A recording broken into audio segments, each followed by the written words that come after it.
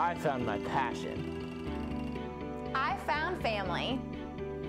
I found my calling. I found a place to call home. Discover what you can find at Marietta by visiting marietta.edu today.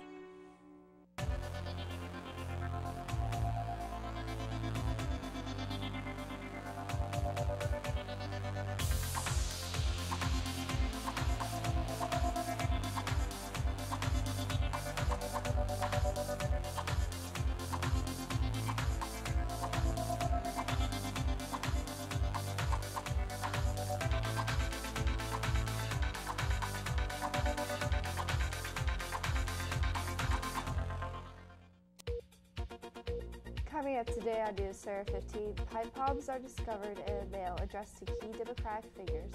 And the island U.S. territories experience the wrath of a new storm. We've got these stories and more. NewsCenter 15 starts now.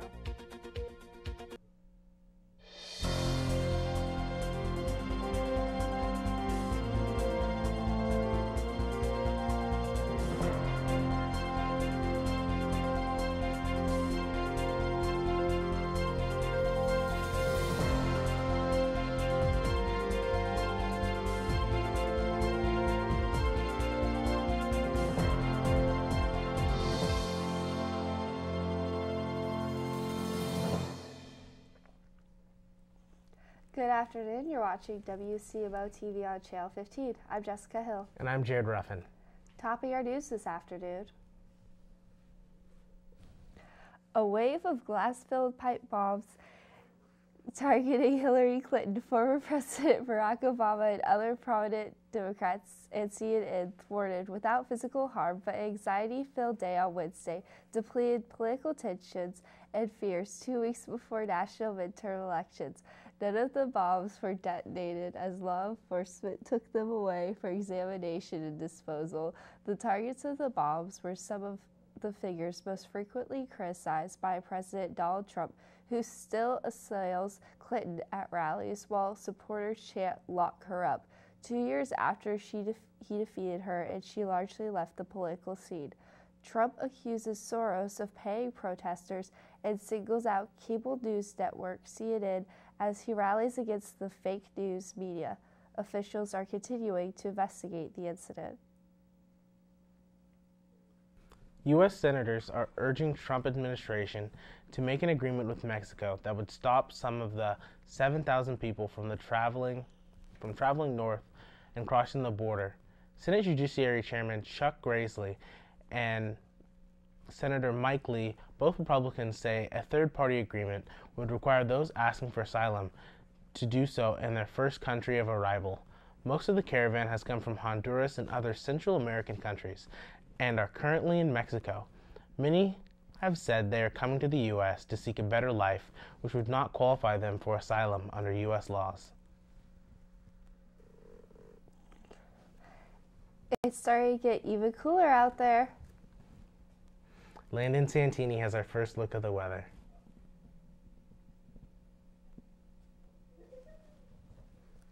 Well, you're absolutely right, Jessica. It is getting a lot colder out there. We're now at that point in the year where it's the ground and the grass is getting frosted a lot earlier in the morning before drying out as the sun comes out. And of course, as we get closer and closer through fall into winter, that's going to stick much more closely. But right now, let's talk about today. As for today, we're going to be experiencing more or less sunny conditions. This is probably the driest day we're going to have all day. Right now, it feels like about 39 degrees outside. The humidity is about 77%.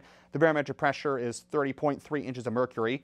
The winds today are going to be running about the north-northwest at about 4 miles an hour. The dew point is about 35 degrees Fahrenheit, and the UV index is relatively moderate, not too intense, no danger of any kind to worry about there. Now, as we get later on into the weekend, we're going to see the dry spell we've been having throughout the week dissipate a little bit, and it's going to get relatively wet. A lot of rain this weekend, but we'll talk more about that when I come back later on in the program for the 5-day forecast. But until then, we return you to the news desk. Super Typhoon U2 crossed over the U.S. Commonwealth of the Northern Malaria Islands Thursday as the equivalent of a Category 5 hurricane, making it the strongest storm to hit any part of the U.S. this year. The National Weather Service said maximum sustained winds of 180 miles per hour were recorded around the eye of the storm, which passed over Tian and Saipan early Thursday local time. There were no immediate reports of death or injuries. Communities have been described as unrecognizable due to the intense destruction of homes, and power outages could last for a long time. The woman who created a Thanksgiving staple enjoyed by millions, the green bean casserole, has died at age 92. Dorcas Riley died on October 15th of Alzheimer's disease. Campbell's Soup officials in the New Jersey residence was the driving force behind the popular dish, made with green beans and cream of mushroom soup topped with crunchy fried onions. The company said it is the most popular recipe ever to come out of its corporate kitchen. The recipe website got over 2.7 million visits during the last year's holidays. The company said the original recipe card that was donated to the National Inventors Hall of Fame in 2002. And when we return, progress continues on New School and a look at some upcoming local events. We'll be right back.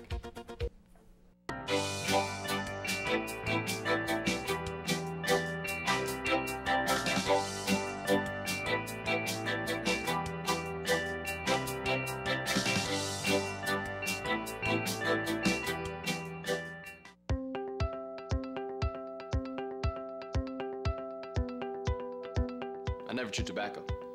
I don't drink much. Never smoked a cigarette in my life. HPV. Isn't that about cervical cancer? What does that have to do with oral cancer?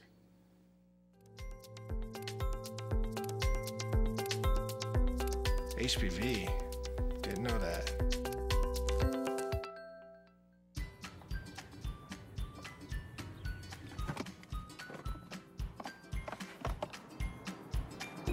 Oh, it's gonna be great. I think it goes around. Let's go. We gotta get you in practice.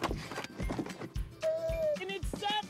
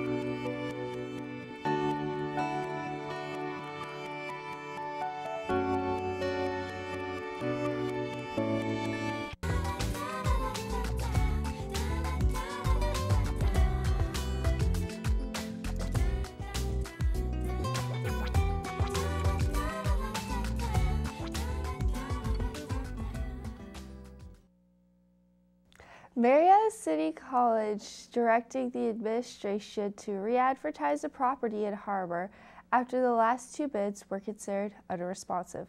Marietta Law Director Paul Burning explained the legal terms unresponsive rested in the bids falling short of a minimum bid specification for the land at 410 Fearing Street. Originally, the city had tried to recoup the cost of demolishing the house that was a blighted property and removed at the end of July in that location. The minimum bid was set at $9,000 to try and pay for the demolition, but the land value, according to Safety Service Director Jonathan Hupp, is now only $3,500. Bids so far have fallen short of that minimum goal. Construction of the new Williamstown area elementary school is progressing well, and the other designs for the two other major facilities produced nearby complete. Chris Campbell requests architecture. The updates used by Tuesday's Wood Board of Education meeting construction of the elementary school is underway, while officials are in design phase of Williamstown High School and the Wood Country Technical Center. The board recently announced a delayed opening for the new Williamstown Elementary, which is being built at the site of the former Fenton Arts glass plant in Williamstown. The need for remediate several areas of the site before construction could begin has delayed the opening to mid-year 2020.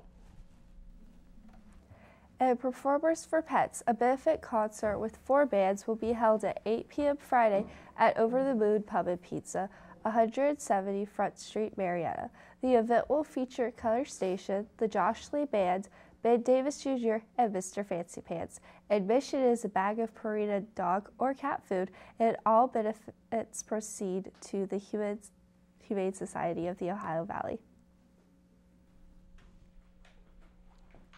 Here Def for Camp Inc. will be holding its annual Building Fund drawing and silent auction on November 10th at the KC Hall, Churchtown. We'll have a grand dinner will be served from 6 p.m. following by the silent auction and reverse raffle drawing with the top prize of $3,000. Tickets are $35 and can be purchased at the Cooperative Extension Office at 2020 Davis Avenue, Marietta. Coming up, the political scene around Ohio continues to shake up. And we'll have this story and more after the break. And I'll definitely continue to cooperate with the rest of the News Center 15 team when I come back later on to give you the 5-day forecast. Stay tuned.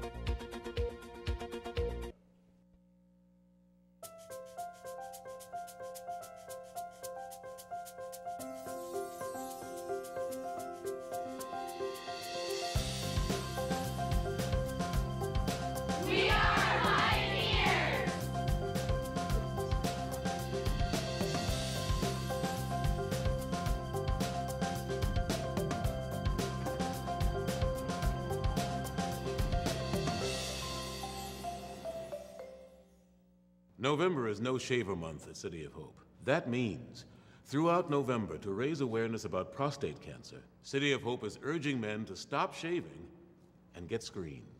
But here's my problem. When I grow out my beard, I end up like this. I mean, have you ever? And you know how long this took me? What do I have? A couple of little hairs here? I mean, man, it's useless. How about this? How about this? Very Lincoln-esque, don't you think? How about this? Oh, you put them. Well, that's not the way I heard it. For all you men watching, do what I can't.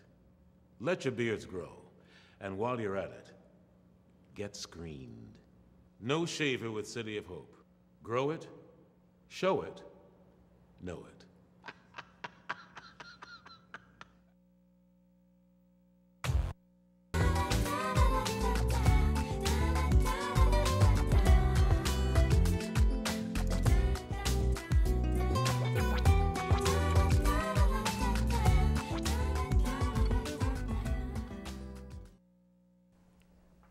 Ohio's former agricultural director says he believes that he was dismissed by Ohio Governor John Kasich because he had reservations about the governor's approach to tackling toxic algal bloom in Lake Erie. Former agricultural director David Daniels tells the Columbus Dispatch he received no explanation for his firing Friday by Kasich. Daniels says his dismissal came after he had expressed concerns about Kasich's July 11th executive order calling for a more aggressive approach to limit fertilizer runoff that contributes to Lake Erie's toxic algae bloom. Kasich spokesman John Nealing has declined to comment.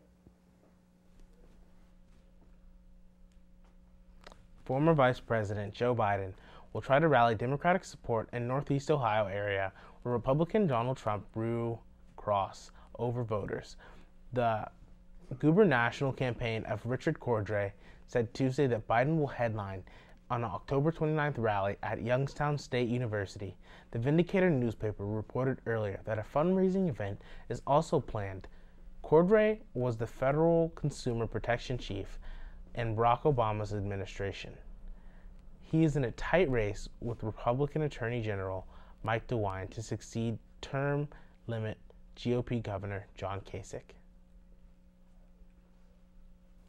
And another fired Ohio State assistant football coach, Jack Smith, has pleaded guilty to a reduced charge of disorderly conduct. An Ohio court issued a 3-year protective order that keeps him away from his ex-wife. Smith had been facing a criminal trespass charge stemming from a May dispute, according to Delaware Municipal Court documents. He pleaded guilty Tuesday to a misdemeanor disorderly conduct and was fined $150. Smith said in a Twitter post he agreed to plead guilty to avoid the cost of a trial and end the situation. Today in entertainment news, a big bale of movies and pop culture. Here's to Elizabeth with the needed Hollywood Minute. Unfortunately, she's not here, so we have Landon. Hello, I'm Emily Santini, and starting off our entertainment news, A Star is Born writer, director, producer, and star Bradley Cooper could receive multiple Oscar nominations, but not for songwriting. Warner Brothers has chosen 3 songs from the film to submit for Best Original Song consideration. They are Shallow, I'll Never Love Again, and Always Remember Us This Way. Lady Gaga is a co-writer on all 3, but not Cooper. Only 2 songs per film can actually be nominated per Academy rules. In other news, speaking of movie music, Kesha has dropped the video for Here Comes the Change from the Ruth Bader Ginsburg biopic On the Basis of Sex. Felicity Jones plays the future U.S. Supreme Court Justice in the film, which opens in December. Now tell me, how many times, good Lord, how times have changed.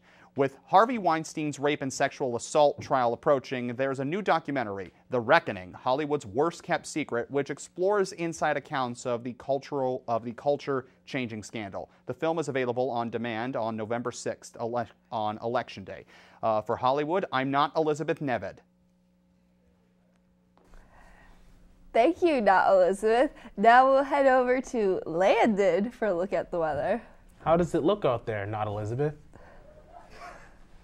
Well, it looks like a very dry day outside, to the point that I mentioned this earlier, that the grass outside, parts of it are turning brown, but that's mostly because of frostbite. But we'll talk a little bit more about that in a few moments. Right now, let's take a look at our current conditions. As you can tell, despite the dryness, some of the frost and precipitation we had the past night has caused an abundance of cloud coverage coming to us from the west. It's not quite reached the state of Ohio yet, and a lot more to the southwest of us in the southern states, mostly. And as we get to our low temperatures, right now we are experiencing typical fall temperatures around the range of 40s and 60s. At the moment, we're smack dab towards the lower end of the spectrum in the 40s. And likewise, we're in the higher end of the high temperatures for this time of year. Pretty much the whole state of Ohio is about in the 60s. We're well past the point where we're in danger of creeping into the 70s. It wouldn't be a danger if this was summer. And as I mentioned before, as we look at our regional map for the lovely state of Ohio, we're having a lot of cloud coverage today, and as you can see, we're going to be getting precipitation in the form of rain, which is not really going to reach us until tomorrow on Friday. What a great way to start the weekend, I say sarcastically.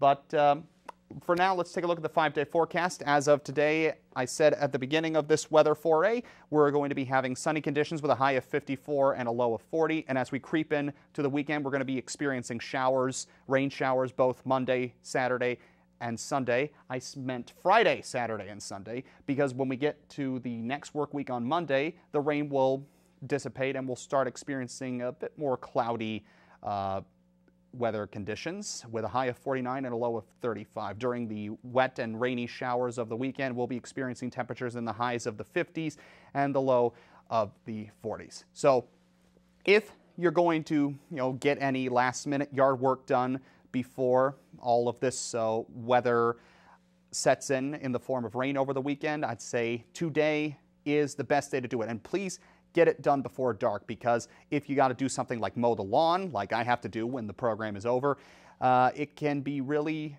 difficult to do in the dark, mostly because you can't see what you're doing. But something that you all can see is going to be coming up later on in the broadcast. Back to you guys at the desk to introduce the sports tease. Thanks, Landon. And when we come back, John Powers will join us with an update on the world of sports. We'll see you in a few.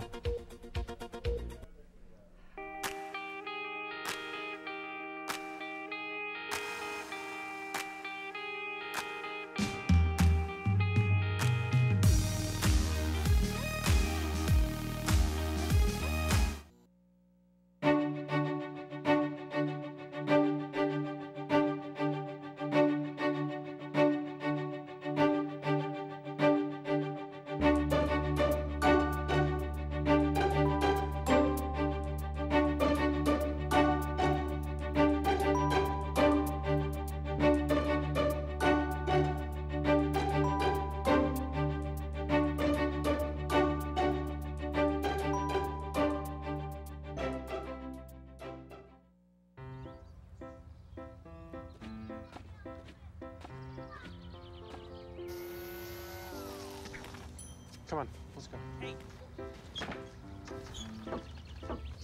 Hey, hi, what's your name? You live around here? You're pretty. Where are you guys going? Where are you going? Where are you going? Guess it's about time to get you fixed, sweetie. Your pets will start getting noticed sooner than you think. Accidental litters lead to millions killed in shelters each year. Help prevent more. Fix at month 4. Marietta College is a private contemporary liberal arts college that is home to students from more than 40 states in 20 countries. Marietta offers 44 undergraduate programs, ensuring that each student will find their calling. Pioneers are a sanctioned Division III sports facilitator, offering 18 varsity sports teams with nearly 400 student-athletes on campus, as well as 65 other clubs and organizations. To find out how you can become part of the Long Blue Line, visit www.marietta.edu. Marietta College, where you belong.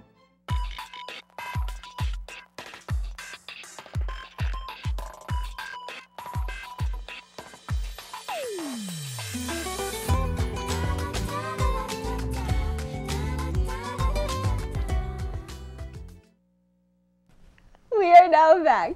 Here's John Powers with an update in the world of sports. Let's hit it, John. David Price pitched 6 innings of a 3-hit ball, and Major League RBI leader J.D. Martinez broke a 5th inning in the tie during another 2-out rally. Wednesday night, that led the Boston Red Sox to a 4-2 victory over the Los Angeles Dodgers.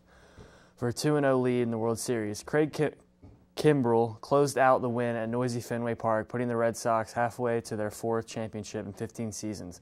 Game 3 is Friday in Los Angeles. The Dodgers would need a win to avoid an 0-3 deficit that no World Series team has ever recovered from.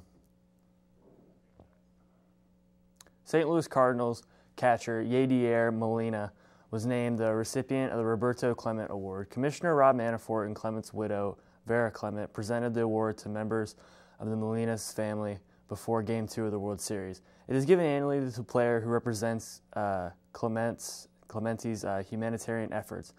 Molina did a lot of work to help Puerto Rico in the aftermath of last year's hurricane. He is currently managing the country's under-23 team in the Baseball World Cup.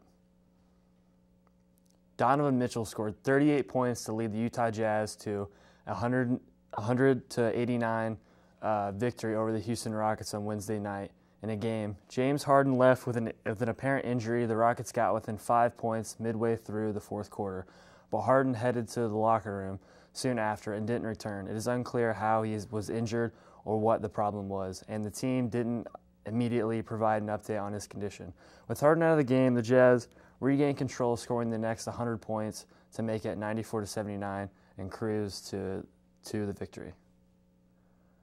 The Toronto Raptors have matched the best start in franchise history by downing the Minnesota Timberwolves 112-105. Kawhi Leonard scored a season-high 35 points, and Kyle Lowry had a double-double as the Raptors beat the Wolves to improve to 5-0. Toronto saw a 17-point fourth-quarter lead shrink to 5 before Leonard drained a jumper with about a minute left. He added a pair of free throws to ice the victory.